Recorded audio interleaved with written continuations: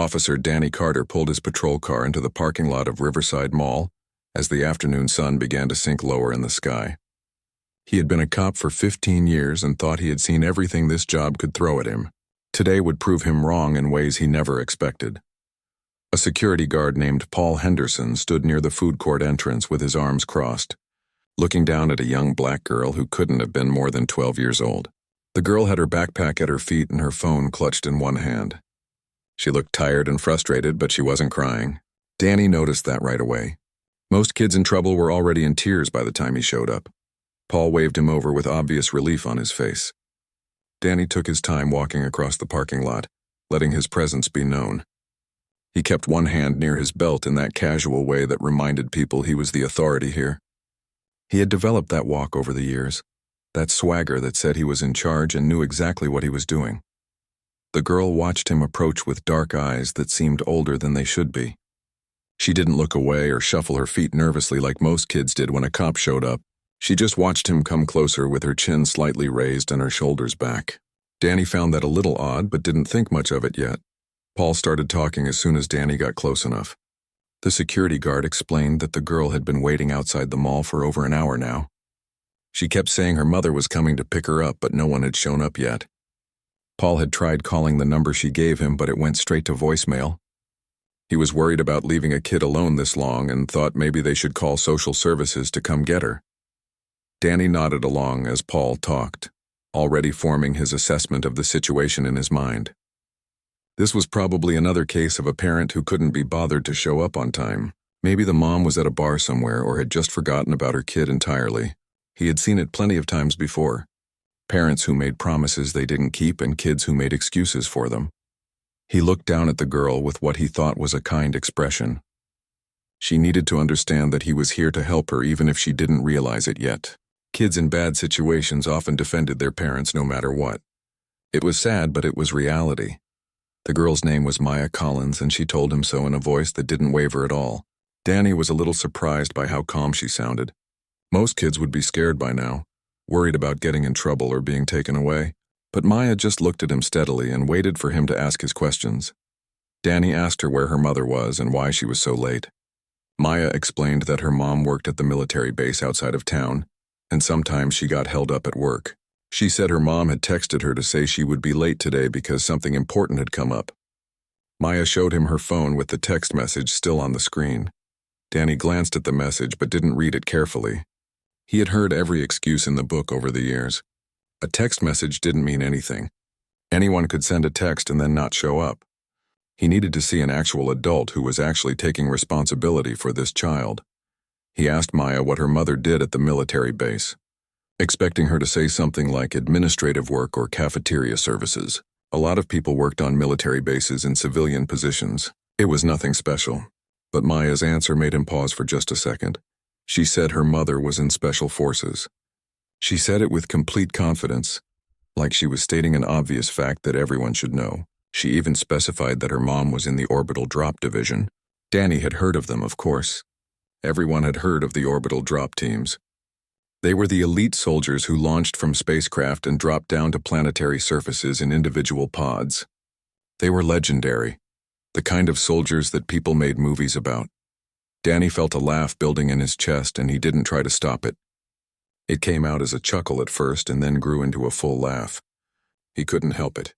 This little girl was standing here, telling him that her mother was some kind of space marine superhero. It was adorable in a sad kind of way. Kids made up stories to cope with difficult situations. He understood that. But he couldn't let her keep living in a fantasy world. Paul shifted uncomfortably beside him, but Danny waved him off. He needed to handle this carefully. He needed to get Maya to tell him the truth about where her mother really was and what was really going on. He softened his voice and tried to sound sympathetic as he told Maya that she needed to be honest with him now. He said he understood that sometimes kids made up stories because the truth was too hard to talk about. He promised her that she wouldn't get in trouble if she just told him what was really happening. Maya's expression changed. The calm steadiness in her eyes shifted to something sharper, something that looked almost like anger. She told him again that she was telling the truth. She said her mother was Captain Lisa Collins and she was probably in a debriefing right now. She said that was why her mom couldn't answer her phone and why she was running late. She explained that her mom had warned her this might happen sometimes and had told her exactly what to do. Wait at the mall entrance, stay in a public area, don't go anywhere with strangers, and her mom would come as soon as she could. Danny stopped finding it funny. Now he was getting a little annoyed. He had a job to do, and this kid was wasting his time with elaborate fantasies. He pulled out his tablet to start filling out the paperwork for child services. He told Maya that he was sure her mother did important work, but they couldn't have her waiting here all night. He said he needed to call someone to come get her and take care of her until they could locate her actual parent or guardian. Maya's hands clenched into fists at her sides. She insisted again that her mother was special forces, that she was a real soldier who did real missions. She said people like Danny didn't understand because everything her mom did was classified. She said her mom protected people every single day and didn't get any credit for it because no one was allowed to know the details. Danny exchanged a look with Paul that said everything. They both knew what they were dealing with here. Danny continued typing on his tablet while Maya stood there watching him with those intense eyes that made him slightly uncomfortable. He had dealt with difficult kids before, but there was something about this one that got under his skin. She wasn't breaking down or getting hysterical like he expected. She just stood there radiating quiet anger and disappointment, like he was the one letting her down instead of the other way around. He told Maya that he understood she loved her mother and wanted to believe the best about her. He said that was actually a good quality, and showed that she was a loyal person. But he also said that loyalty didn't change facts. He needed to see proof that her mother was coming, and he needed to see it soon, or else he would have to take Maya down to the station and call in social services to handle the situation properly. Maya asked him what kind of proof he wanted. She offered to show him her mother's contact information again. She offered to give him the main phone number for the military base. She said if he called them and asked for Captain Lisa Collins, they would confirm that she existed and that she worked there. She said they might not be able to tell him what her mom was doing right that moment because of security clearances, but they could at least verify that her mom was real. Danny shook his head and told her he wasn't going to call a military base because a kid was making up stories. He said he had been doing this job for 15 years and he knew when someone was lying to him. He could always tell. Kids had certain behaviors when they lied, and Maya was showing all of them. The elaborate details, the insistence on being believed, the anger when questioned. It was textbook behavior for a child protecting a parent who didn't deserve protection. He asked Maya if her mother had problems with drinking or drugs. He asked if her mom stayed out late a lot or brought strangers home. He asked if there was food in the house or if Maya had to take care of herself most of the time. He thought he was being gentle about it, easing into the hard questions so Maya would feel comfortable opening up to him. He thought he was doing good police work. Maya's face flushed and her eyes filled with tears, but she blinked them back furiously. She told him he didn't know anything about her mother. She said her mom was a hero who jumped out of spaceships and fought enemies that Danny couldn't even imagine. She said her mom had saved more lives than Danny ever would in his entire career. She said people like him sat in safe little towns giving out parking tickets while people like her mom actually protected humanity from real threats. Danny felt his own anger rising now. This kid was being disrespectful and he wasn't going to tolerate it. He had tried being nice and understanding, but if Maya wanted to be difficult, then fine. He could be difficult too. He told her to watch her tone when speaking to a police officer. He said he didn't care what stories she wanted to tell herself about her mother, but the fact remained that no adult had shown up to take responsibility for her. That meant he had to take action whether she liked it or not. Paul touched Danny's arm and suggested quietly that maybe they should try calling the number Maya gave them, just to be safe. Paul said it couldn't hurt to make one phone call before getting social services involved. Paul had kids of his own, and something about Maya's certainty was making him doubt their assumptions. But Danny pulled his arm away and told Paul to let him handle it. He was the police officer here, not Paul. He knew what he was doing. Danny reached for his radio to call for a social services unit. He told Maya she needed to come with him down to the station while they sorted everything out. He said if her mother really was coming, then she could pick Maya up from there. He said it would all be fine as long as everyone cooperated and stopped making things difficult. Maya took a step back from him, and for the first time, she looked genuinely scared. She asked if she was being arrested. She asked what she had done wrong. She said she had followed all her mother's instructions perfectly. She had stayed in a safe public place. She hadn't gone anywhere with strangers. She had kept her phone charged and with her at all times. She said she had done everything right, so why was she being punished? Danny told her she wasn't being punished and she wasn't under arrest. He said he was trying to help her, but she needed to cooperate. He reached out to take her arm gently so he could guide her to his patrol car. He wasn't going to drag her or use force. He was going to be professional about this. But he also wasn't going to stand in a parking lot arguing with a 12-year-old girl all evening. Maya jerked her arm away from his hand before he could touch her. She said she wasn't going anywhere until her mother came. She said she knew her rights and he couldn't make her go with him unless she was actually under arrest. She asked if he was arresting her for waiting for her mom to pick her up from the mall. She asked if that was illegal now.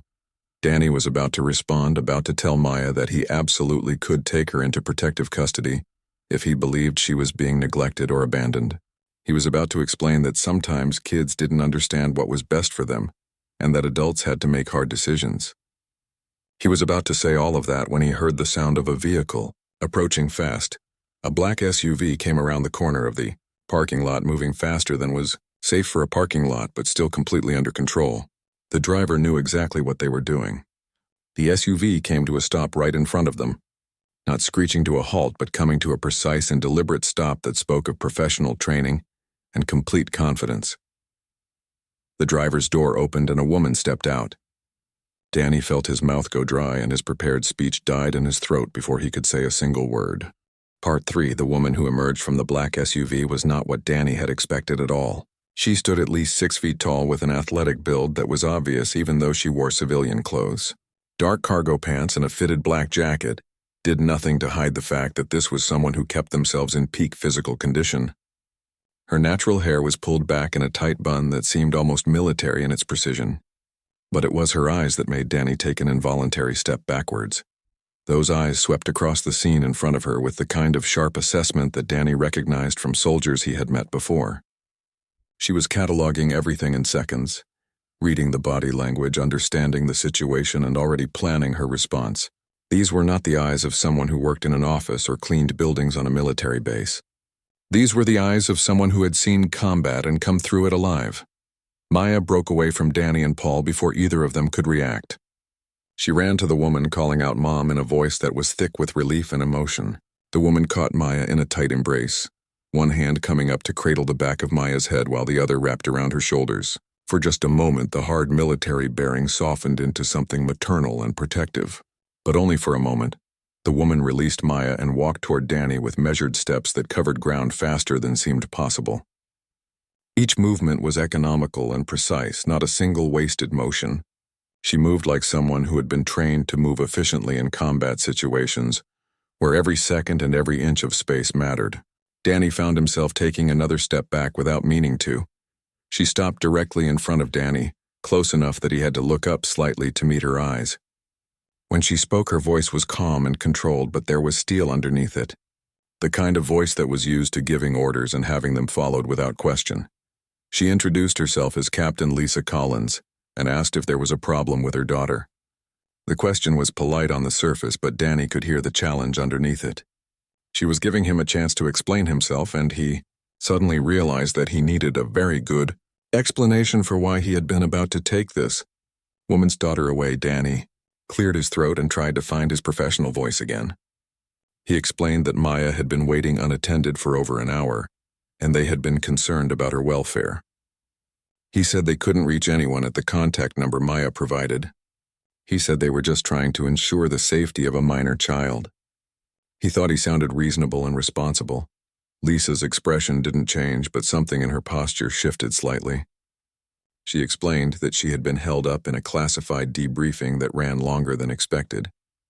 She said she had sent a text message to Maya explaining the situation and giving her instructions to wait. She said Maya had followed those instructions perfectly.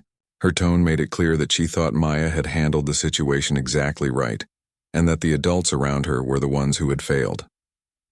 Danny felt defensive now. He told Lisa that Maya had mentioned something about being in special forces.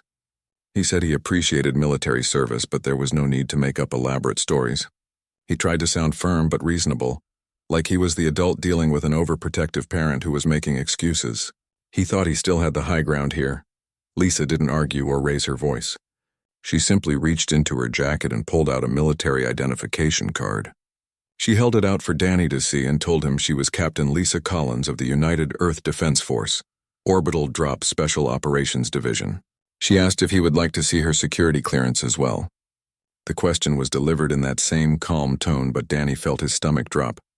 He took the identification card with hands that had started to shake slightly. The card was real, there was no question about it. The holographic seal of the United Earth Defense Force shimmered in the late afternoon light, shifting colors as he tilted it. The photo matched the woman standing in front of him. The rank and unit designation were right there in official lettering. When he held his tablet up to scan the security chip embedded in the card, it verified everything instantly. Danny stared at the card for a long moment while his brain tried to catch up with what he was seeing. Orbital Drop Special Operations. Those were the soldiers who launched from low orbit in individual drop pods, hitting targets before anyone knew they were coming. They were the elite of the elite, the ones who did missions that never made it into official reports. They were legends, ghosts, the kind of people who showed up in classified briefings and janjang, heroic stories that couldn't be verified because everything about them was secret. He had just spent the last 30 minutes dismissing this woman's daughter as a liar. He had laughed at Maya when she told him the truth. He had accused Lisa of being a neglectful parent, possibly an addict. He had been about to take her daughter away and call social services. And all of that had been based on nothing but his own assumptions and prejudices. Danny felt his face go pale as the full weight of his mistake crashed down on him. He looked up from the identification card to meet Lisa's eyes again and found them watching him with that same calm assessment. She was waiting to see what he would do next. She was giving him a chance to make this right or make it worse. The choice was his. He tried to apologize, stammering out words about not realizing and not understanding. But Lisa cut him off before he could finish. She told him quietly that he didn't realize because he didn't listen. She said her daughter had told him the truth and he had dismissed her. She asked him what assumptions he had made and why he had made them. Danny's mouth opened and closed, but no words came out. He knew exactly what assumptions he had made. He had seen a young black girl waiting alone and jumped to conclusions about her family situation. He had assumed neglect and dysfunction based on nothing but stereotypes. He had let his own biases cloud his judgment, and now he was standing here feeling shame creep up his neck in a hot flush that made his skin prickle. Part 8. The silence in the conference room was complete as Danny stood there, having just made his public acknowledgement of failure and commitment to change. He could feel the confusion from his fellow officers who didn't know what he was talking about, and the curiosity about what had happened 3 weeks ago. But he kept his eyes on Captain Collins, waiting for her response. Lisa studied him for a long moment, and Danny saw something in her expression shift slightly. It wasn't quite forgiveness because he hadn't really earned that yet, but it was recognition of genuine effort and sincere intent. She nodded slowly and told him thank you for his honesty and his willingness to grow. She said that was all any of them could ask for, that people recognize their mistakes and actively work to do better. She said that was how real change happened. One person at a time making the conscious decision to examine their biases and challenge their assumptions. The other officers in the room shifted uncomfortably. Some of them were starting to realize that whatever had happened between Danny and Captain Collins hadn't been good. A few looked at Danny with new respect for having the courage to stand up and acknowledge a failure in front of everyone. Others just looked uncomfortable at having this moment of raw honesty intrude on what was supposed to be a routine professional development session. When the presentation officially ended and Captain Collins thanked everyone for their time, most of the officers filed out quickly to get back to their duties, but Danny stayed behind, waiting as a few officers approached Lisa with individual questions or comments. He stood patiently until everyone else had left, and it was just the two of them in the conference room. Lisa had begun packing up her materials, but she looked up when Danny approached. She didn't look hostile or angry, but there was still a wariness in her eyes. She was waiting to see what he wanted, and whether this conversation would be productive or just awkward. Danny started by telling her that he meant everything he had said during the question period. He said he had been thinking about their encounter constantly for 3 weeks. He said it had forced him to examine parts of himself that he hadn't wanted to look at, and he had found things he didn't like. But he said he was grateful for that because it meant he had a chance to change and become better at his job and better as a person. Lisa listened without interrupting, and when Danny finished, she told him she believed him. She said she could see the sincerity in his words and actions.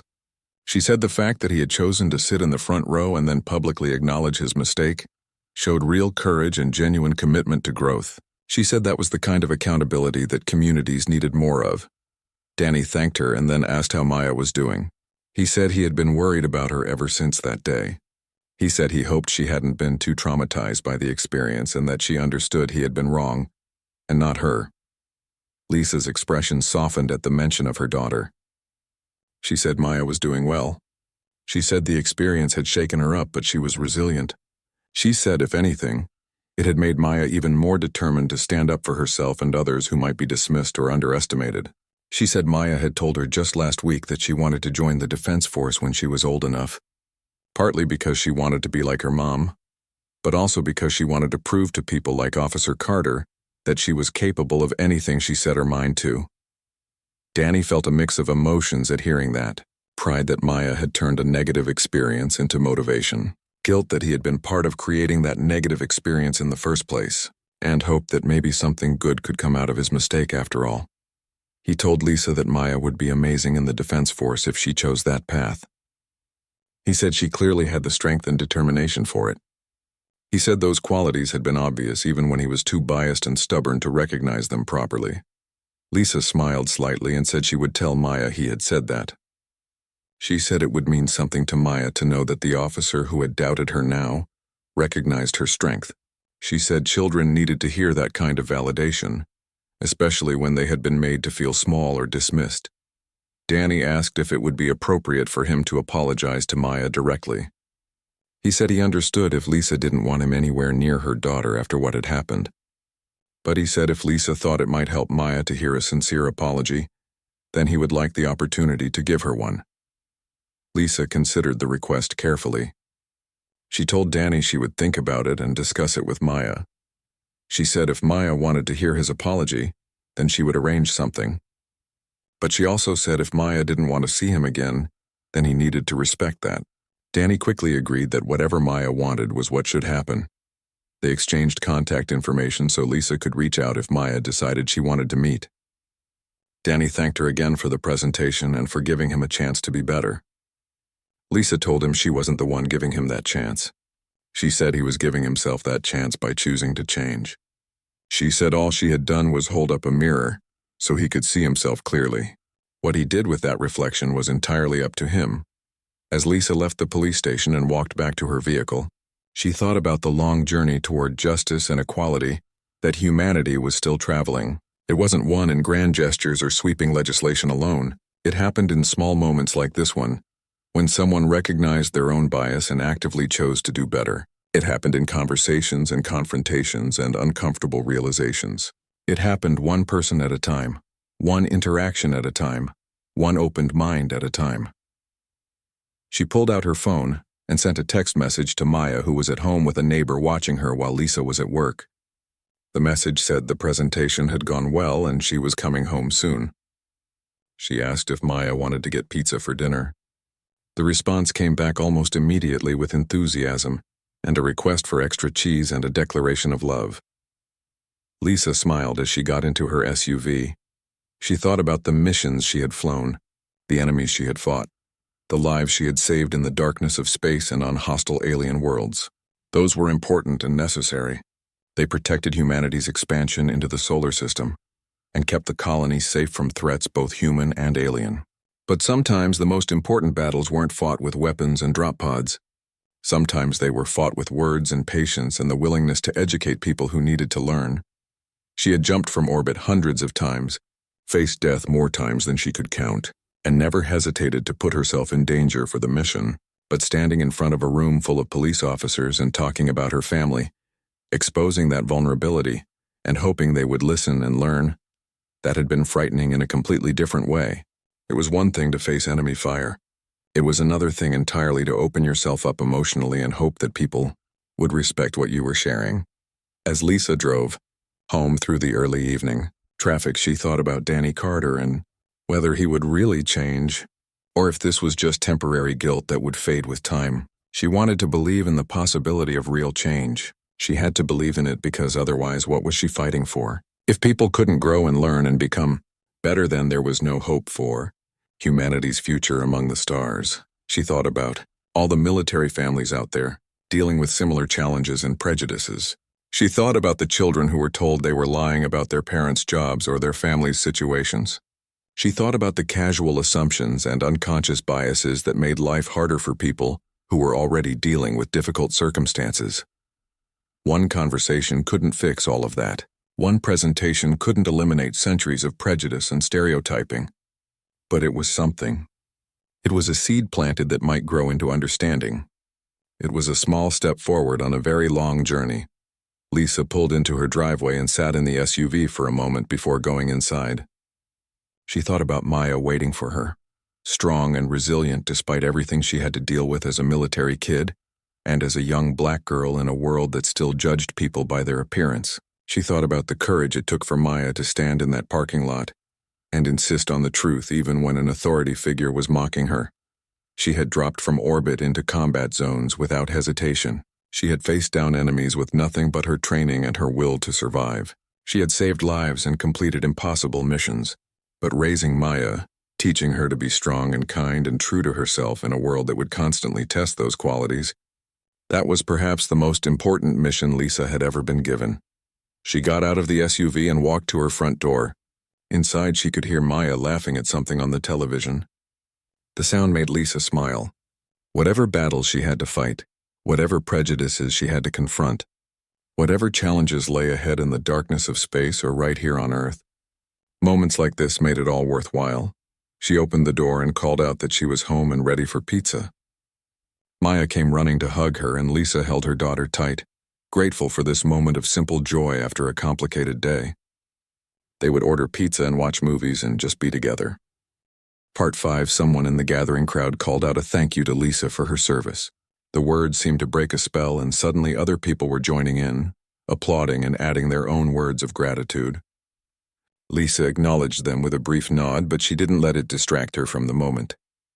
She kept her attention focused on Danny, making sure her message was getting through.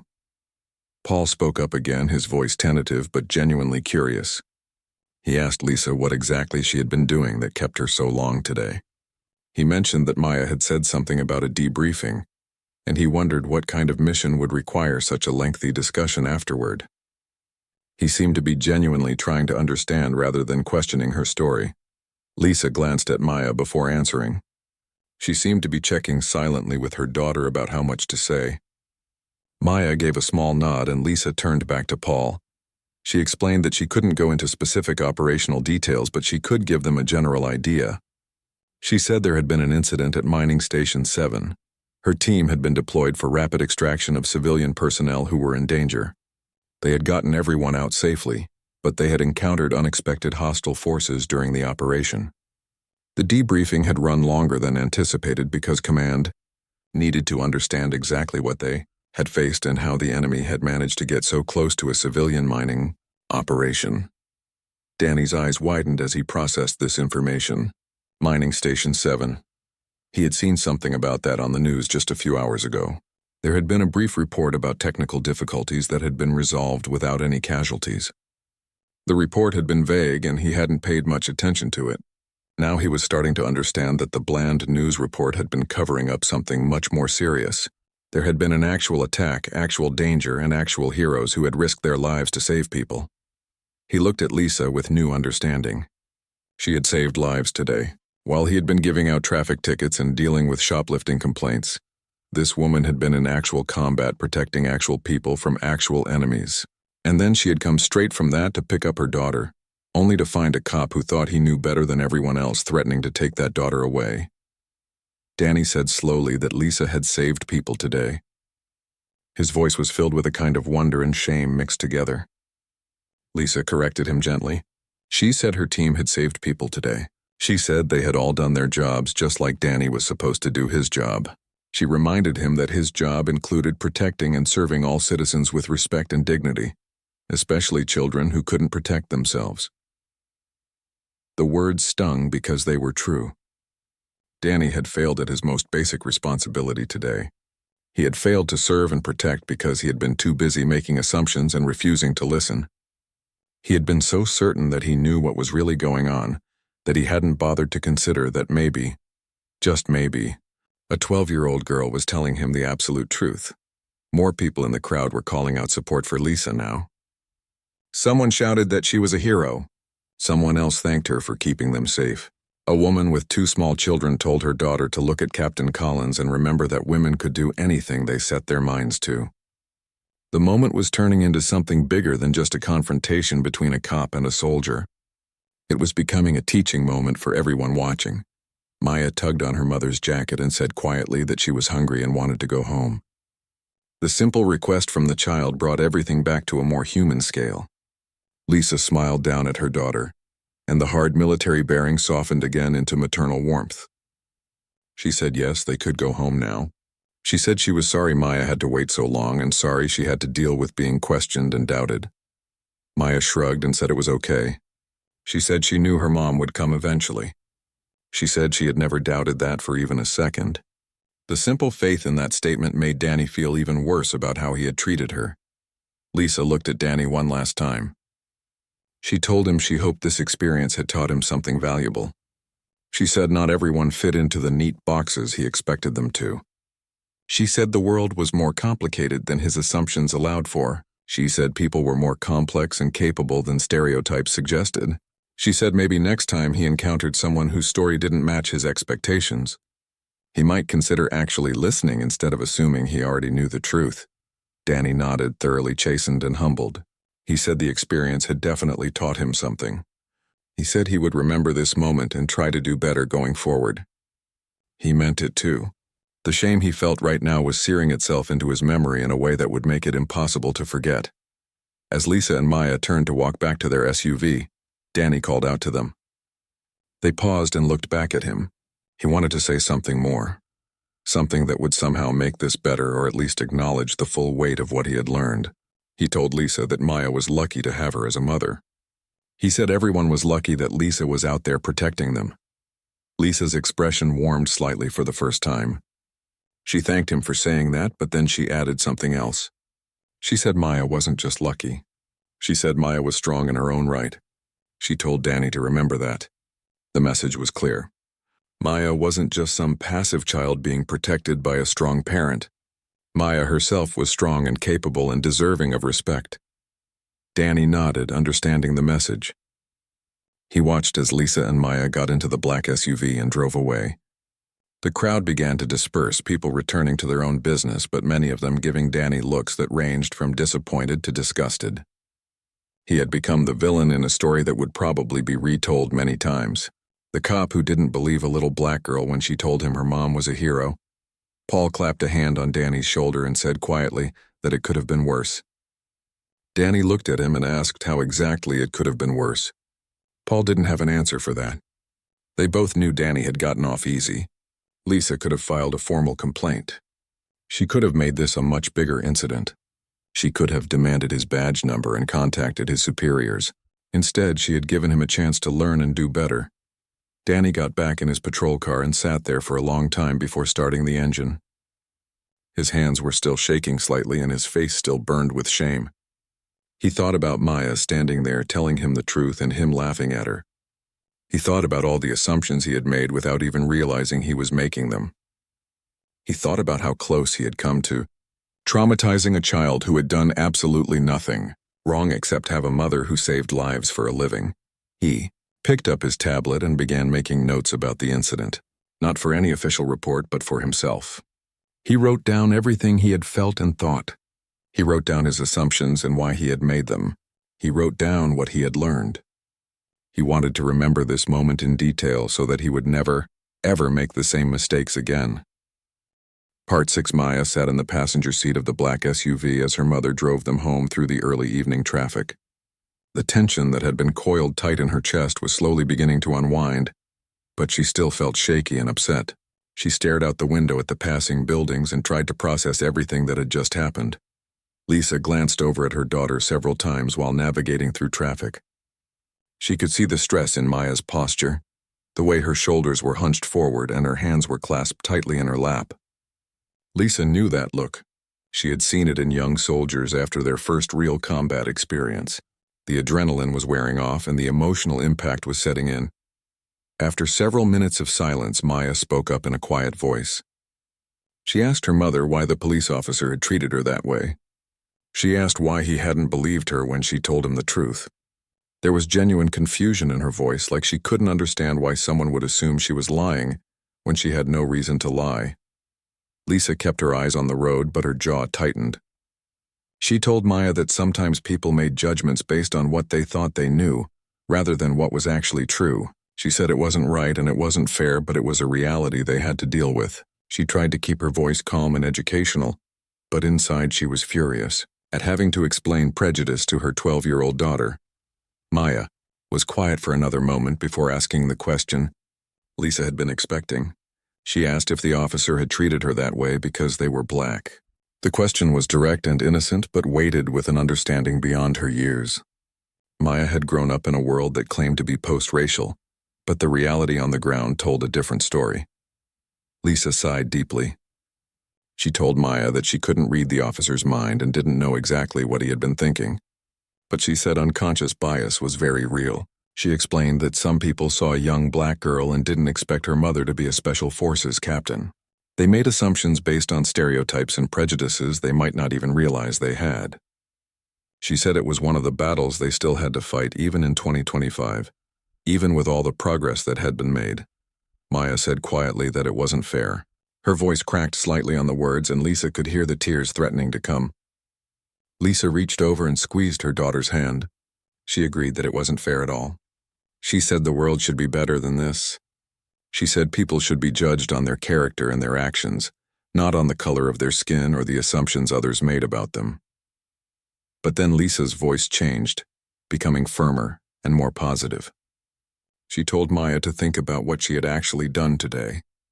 She said Maya had stood her ground when someone in authority was trying to make her doubt herself. She said Maya had told the truth even when that truth was being mocked and dismissed. She said that took incredible courage and strength. She told Maya she should be proud of herself for not backing down and not letting someone else define her reality. Maya looked over at her mother with tears starting to roll down her cheeks. She admitted that she had been scared. She said she thought they might actually take her away, and she didn't know what would happen then. She said she had tried to be brave like her mom, but inside she had been terrified. Lisa pulled the SUV over to the side of the road and put it in park. She turned to face Maya fully and pulled her daughter into a tight hug. She said being scared didn't mean Maya wasn't brave. She said courage wasn't about not feeling fear. It was about doing what needed to be done despite the fear. She said every time she dropped from orbit she was scared, too, but she did it anyway because it was her job and because people needed her. She held Maya, while her daughter cried out the stress and fear she had been holding in. Lisa felt her own eyes getting wet, but she blinked the tears back. She needed to be strong for Maya right now. She could break down later when Maya was asleep and couldn't see her mother's vulnerability. After a few minutes, Maya pulled back and wiped her eyes. She apologized for crying and for being weak. Lisa told her firmly that crying didn't make her weak. She said processing emotions was healthy and necessary. She said soldiers who never let themselves feel anything ended up with serious problems. She said it was okay to be upset about what had happened because what had happened was genuinely upsetting. Maya nodded and took a few deep breaths to calm herself. She asked her mother if the officer would be different now. She asked if what happened today would actually change anything, or if he would just go back to treating people the same way once they were gone. Lisa was quiet for a moment before answering. She said honestly that she didn't know. She said some people learned from experiences like this and some people didn't. She said she hoped Officer Carter would think about what happened and examine his own biases and assumptions. She said she hoped he would be more careful and more respectful in the future. But she also said that real change took time and effort, and it didn't happen overnight. She told Maya that all they could do was plant seeds. She said they had given Officer Carter something to think about, and hopefully that seed would grow into real understanding and change. But she also said they couldn't control what other people did with the lessons they were given. They could only control their own actions and their own responses. Lisa pulled back onto the road and continued driving home. She told Maya she was sorry for being late today. She said she knew the waiting had been hard and the confrontation with the police had made it even worse. She said she wished she could have been there sooner to prevent the whole situation. Maya shook her head and said it wasn't her mother's fault. She said her mom had been saving people, and that was more important than picking her up on time. She said she understood that sometimes the job had to come first because lives depended on it.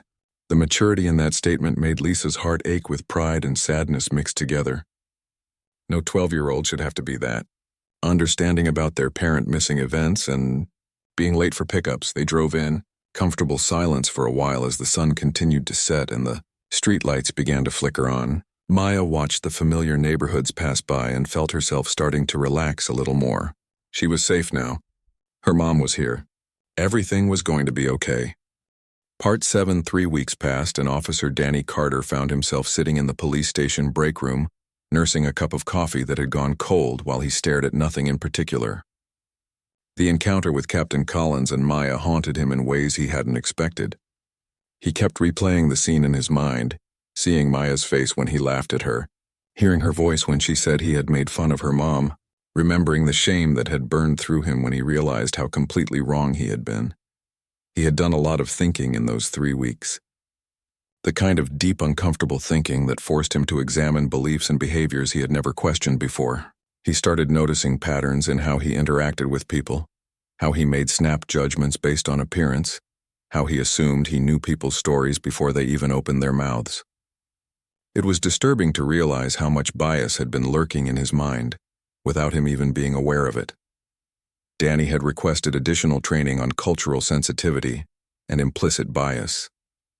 His sergeant had looked surprised by the request but approved it immediately.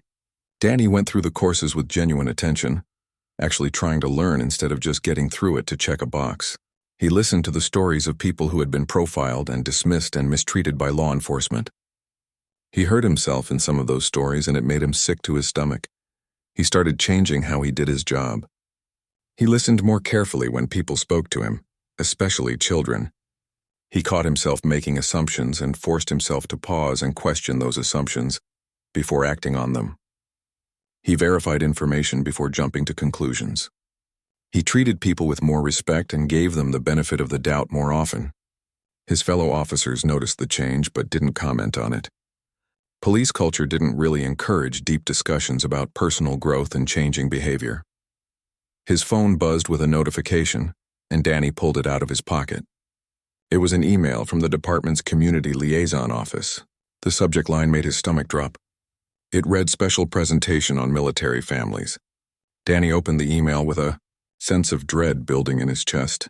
The presentation would be given by Captain Lisa Collins, who had been invited to speak to the entire police department about the challenges faced by military families and how law enforcement could better serve them. The email explained that Captain Collins had extensive experience with orbital drop special operations and would be sharing insights from both her professional military perspective and her personal experience as a military parent. Attendance was mandatory for all patrol officers.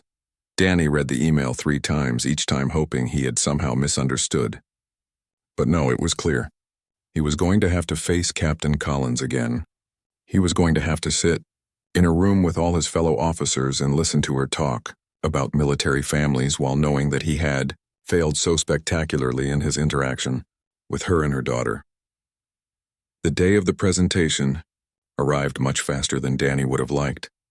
He showed up early to the conference room and deliberately chose a seat in the front row. If he was going to face this, he was going to do it properly.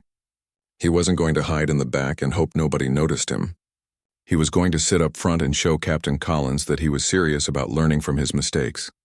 Other officers filed into the room over the next 20 minutes.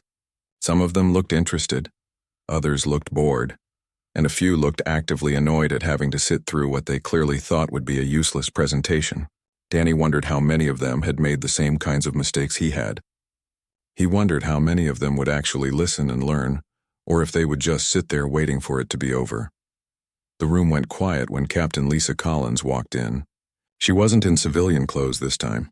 She wore her full dress uniform, the dark blue and silver of the United Earth Defense Force standing out sharply against the plain walls of the conference room.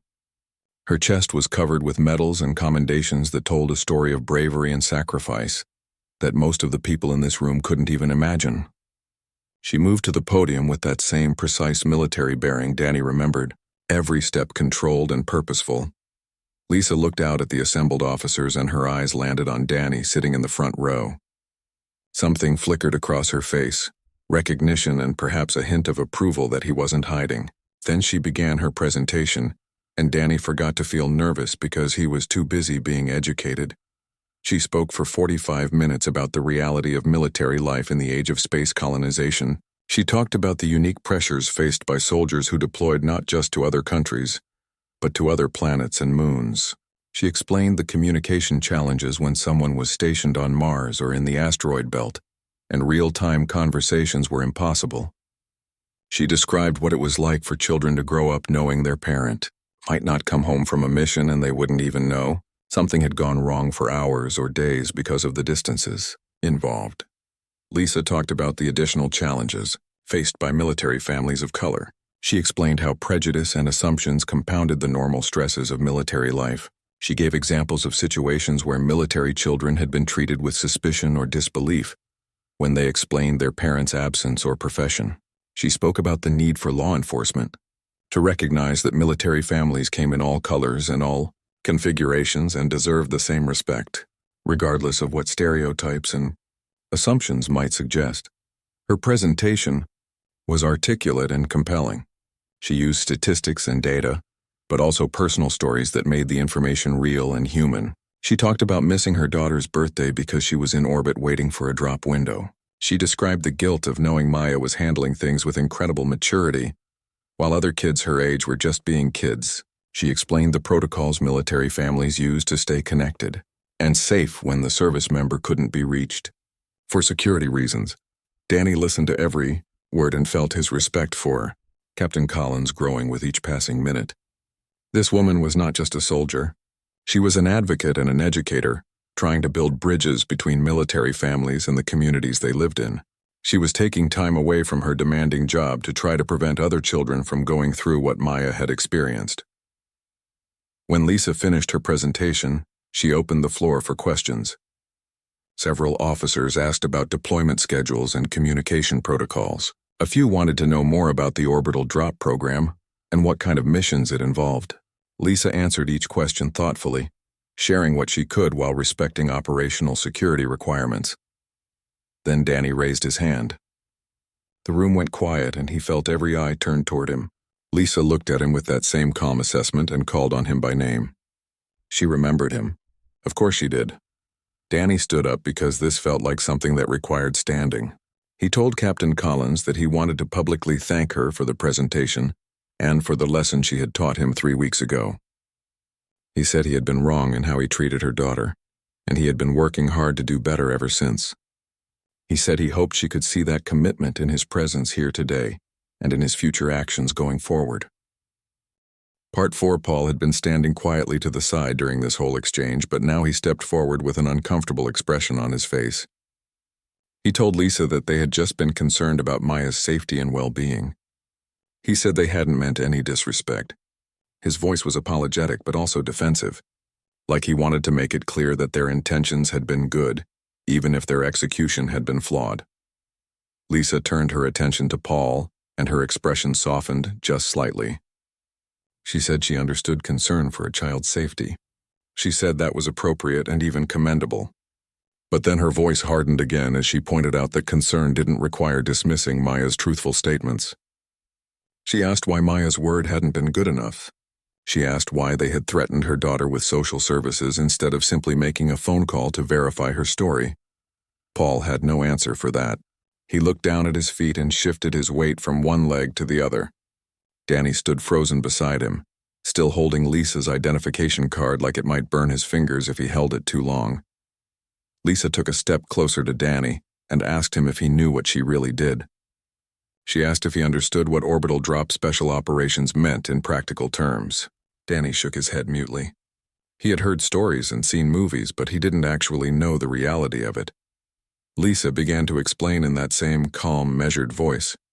She told him that she jumped out of spacecraft, traveling at 17,000 miles per hour. She said she dropped through planetary atmospheres in a pod that was barely bigger than a coffin. She said she landed behind enemy lines to complete missions that saved lives and protected human colonies throughout the solar system. She said she had been doing this for 8 years now, and every single time she went up, she knew there was a chance she wouldn't come back down alive. She put her hand on Maya's shoulder and continued talking. She said this young woman standing beside her handled deployments with more courage and maturity than most adults could manage. She said Maya knew the protocols for when her mother could and couldn't be reached. She said Maya understood operational security and why sometimes her mom couldn't answer the phone or explain where she was going or what she was doing. She said Maya had been told exactly what to do in situations like this, and she had followed those instructions perfectly. Lisa's voice grew harder as she looked directly at Danny. She told him that Maya had given him the truth and he had laughed at her. She said he had humiliated a child in public based on nothing but his own assumptions. She asked him what those assumptions had been based on and waited for him to answer. Danny couldn't answer. His throat felt tight and his face burned with shame. He knew what she was asking him to acknowledge. He knew that he had looked at Maya, seen a young black girl, and jumped to conclusions about her family that he never would have made if she had been white. He had assumed neglect and dysfunction. He had assumed that Maya was lying or deluded. He had assumed that her mother couldn't possibly be someone important or accomplished. A small crowd had started to gather around them. People coming out of the mall or walking through the parking lot had noticed the police car and the confrontation. They stood at a respectful distance, but they were clearly watching and listening. Danny was aware of them, and it made his shame even worse. This wasn't just a private mistake anymore. This was a public humiliation, and he deserved every second of it. Lisa was also aware of the crowd, but she didn't seem to care. This wasn't about making a scene for her. This was about her daughter's dignity, and about making sure Danny understood the weight of what he had done. She continued speaking in that same controlled voice that somehow carried to everyone watching. She told Danny that he needed to apologize, but not to her. She said apologies to her weren't the point. She said he had humiliated Maya in public, questioned her honesty, and implied that Lisa was a neglectful parent. She said he had made all these assumptions without any basis in fact. She said Maya deserved the apology, not her. Danny finally found his voice and turned to look at Maya. The girl stood close to her mother with her chin still raised despite everything that had happened. She had been crying earlier, but the tears were gone now, replaced by that same quiet strength that had unsettled Danny from the beginning.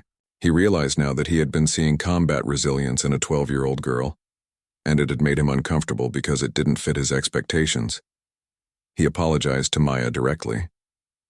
He said he was wrong to doubt her and wrong to dismiss her statements. He said he should have listened to her and taken her seriously. He said he was sorry for laughing at her and for the way he had treated her. His voice was sincere because the shame he felt was very real. Maya didn't respond right away. She just looked at him with those dark eyes that seemed to see right through him. When she finally spoke, her voice was quiet but clear enough for everyone to hear. She told him that he hadn't just doubted her. She said he had laughed at her and made fun of her mom. She said he had made her feel small and stupid for telling the truth. The words hit Danny harder than any physical blow could have.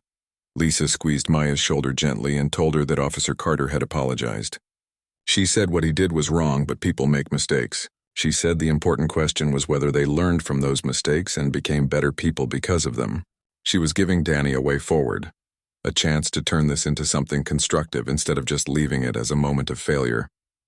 Lisa looked at Danny again and told him she wasn't going to file a complaint. She said that wasn't because what he did was acceptable, but because she believed in giving people a chance to do better. But she wanted him to understand something important, and she wanted him to really hear it. Danny nodded, hanging on her words and desperately wanting to understand what she was about to tell him. He felt like he was being given a second chance, and he didn't want to waste it. Lisa began to explain that there were thousands of families like hers throughout the solar system. Military families where parents missed birthdays and school plays because they were defending human colonies. Families where children grew up knowing their mom or dad might not come home from the next mission. She said these children were strong and brave and they deserved respect. She said when a child told him something about their parent, especially a military parent. Maybe he should consider that they might actually know what they were talking about.